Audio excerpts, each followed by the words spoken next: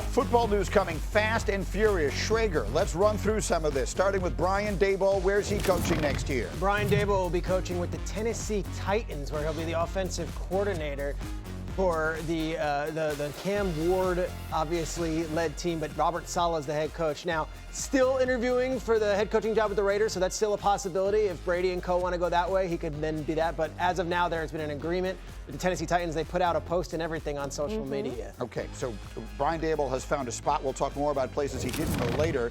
Next, can you explain to me what is going on with the New York Jets? Curious stuff going on in New York. This is now 3 weeks after the end of the season. They fired their defensive coordinator, Steve Wilks, in the days following season, but then yesterday announced that Tanner Engstrand, the first-year offensive coordinator, will be stepping away and will no longer be part of the offensive staff.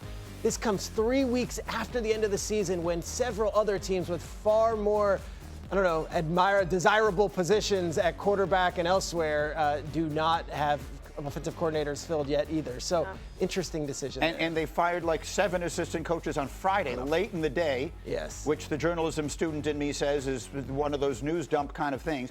I think a lot of the Jet fans just want to ask, we won't spend much time on this, I promise. Is this as ridiculous as it sounds? It sounds ridiculous. Is it ridiculous? Well, the Jets waited a month till after the season ended, then fired all their coaches? The timing is very curious, especially with no quarterback in place and some questions about the roster at hand, with Breece Hall obviously a question mark as well. What I will say is this: at the end of the season, Aaron Glenn told both coordinators, you are free to go pursue other offensive coordinator jobs. But January 27th, firing an offensive coordinator or mutual parting of ways is very unorthodox, especially when you had all month to do this and start interviewing candidates. Okay, so then let's move on to an NFL team. The Bills, what did they do? Yeah, the Bills, the news there is pretty cut and dry. They had several interviews over the last few days, but they decided yesterday that Joe Brady will be the head coach. Joe Brady was the quarterback's coach and then the offensive coordinator, and is now going to be the head coach after a rather short interview process and what was a fairly turbulent week in Buffalo after the press conference that we saw exactly 7 days ago today. Joe Brady gets the head job. He gets really bumped up in a promotion, and now he'll be the CEO of that team. Okay, It's been a really strange couple of weeks for the Buffalo Bills. How would you describe the reaction that you were hearing? Okay, within Buffalo, the skepticism is palpable. You just talked about, Peter, the short process. And the organization made it sound like we need a new voice for this team. Well, the voice that they think is the best for the new CEO is the guy that Josh Allen has been listening to since 2022. But I can tell you, within that building, they feel like we didn't just promote from within. We didn't approach this process as we're just going to take this guy.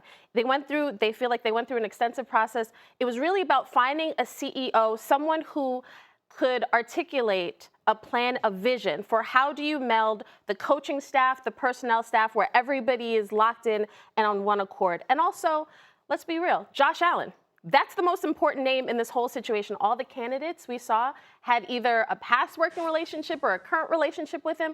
So the Sean McDermott to Joe Brady transition does not happen unless Josh Allen is fully on board. I'll clarify, too, because I reported last week here that Josh Allen was going to have a large voice. He was in the initial meetings for many of these coaches, including Joe Brady. He was in the interview. He wasn't in all of them, but I'm told from sources in Buffalo, he did not have a final say in the winnowing down of these final candidates or the selection of Joe Brady. Joe Brady wowed them, to Kimberly's point. CEO qualities they were looking for, whether he was a part of the team or not, he was the one who won the job. Jeff Saturday, reaction. Yeah, let me just say this, starting because one thing that Kmart said that hit me wrong, and I'm not saying she, but I'm saying that it hit me wrong. When they say, the relationship that Joe Brady has, and that that he's going to tie all this stuff together and get everybody, they all bawled after they lost this game. To think that this team wasn't unified and that Sean McDermott didn't have all these guys fighting to the last fight, they were undermanned.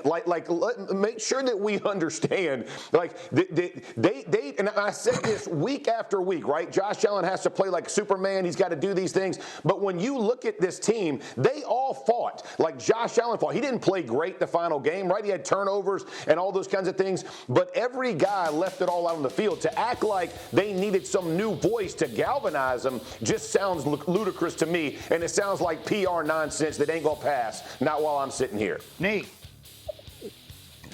No, it feels like all the reasons that they've given us for the decisions that they've made up until now aren't consistent with the things that they're actually doing. Like, I think the honest answer is, like, given what I'm seeing, is they were concerned about losing Joe Brady. Like, that's what it feels like it comes down to, because if there was something about the staff that showed that you couldn't get over the hump, firing the head coach and promoting someone who also was a part of that staff doesn't seem like it's going to provide any different results. It sounds to me like either they were really uncomfortable with something McDermott was doing, but they're not telling us about, or they thought Joe Brady was going to get another job and they thought he was a better prospect for being a head coach. We'll find out whether they're right or wrong in the very near future. So, like, I hope Joe Brady is a great coach. I hope he has success. But you're going to look really silly if you promote two guys around the failures that you've had or the shortcomings that you've had, and then you go out and have them again. Like, they've just put so much more pressure on themselves, which is fine. It's part of the business. You're going to be under pressure. But the reasons that they're giving us seem to be disingenuous. Like, it's okay to think that your coordinator is going to be a great head coach and you don't want to lose him. Well, I will say they feel like with Joe Brady, the offense wasn't the issue. They feel like defensively, when you look at the elimination games and their offense over the last couple of years, that has not been the issue. Don't shoot me. I'm just letting you know. But also with here's the thing. If you think Joe Brady could be a good head coach one day and you don't feel like this guy over here can get you over the hump, whether that's... It's not that difficult to figure out who they've blamed for this. Yes. Right? Yes. There were people involved in this. Their season ended. They all cried together. And they all come back. The general manager got promoted. Yes. The offensive coordinator got promoted. The head coach got fired. So at the end of the day, scapegoat, call it whatever you want. There's no question where they pointed the finger of blame. And I would just add to Domonique's point that the Baltimore Ravens were set to meet with Joe Brady to talk about their offensive coordinator job. And obviously there's other offensive coordinator jobs that are around. If they were to hire someone else, Joe Brady leaves the building and takes one of those other jobs. So in a lot of ways, this was, yes, he was the best man for the job, but also we don't want to lose him. Jeff, really quick final word. Go. Yeah, I was just saying, that's fair. My issue isn't with Joe Brady. I like Joe Brady as a coach. I hope and wish him the best, right? He's going to have to go hire an offensive coordinator that's going to help install, because he's going to have all kinds of new things on his plate that he hasn't had before. He's got to figure out who his DC is, because to Kmart's problem, if it is the defense, well, let's fix it. Let's go find somebody else. There's a lot for Joe Brady to do. Let me tell you the first job they're going to do. Go get receivers and go bolster your defense, which should have been done while McDermott was on the job. That will not happen, but Bean will make sure that is a point of emphasis coming in. Make no mistake, we'll watch it play out. That's going to happen. Yes, Terry Pagula has a lot of explanations for that, too. Bottom of the hour, back on Get Up. Mike McCarthy introduced yesterday as the newest head coach of the Pittsburgh Steelers, just the fourth they've had since 1969. He's taking over after Mike Tomlin stepped down following 19 seasons. McCarthy, and this was really actually quite beautiful. Listen to how emotional he was talking about returning to the city where he grew up and fell in love with football. You know, oftentimes coaches and players, you know, you put on new team colors, and it takes a minute to feel comfortable in those new colors. But to be blessed beyond any measure, one day to put on the colors you wore since you brought home, I apologize. This city, this franchise, this fan base means the world to me, because Pittsburgh's my world, and it's just awesome to be back here. In your best case scenario, do you want Aaron Rodgers back as your quarterback next year?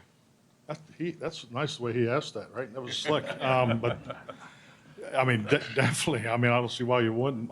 I was able to sit back and watch the games. I watched most of the Pittsburgh games on TV, and I thought he was a great asset for the team.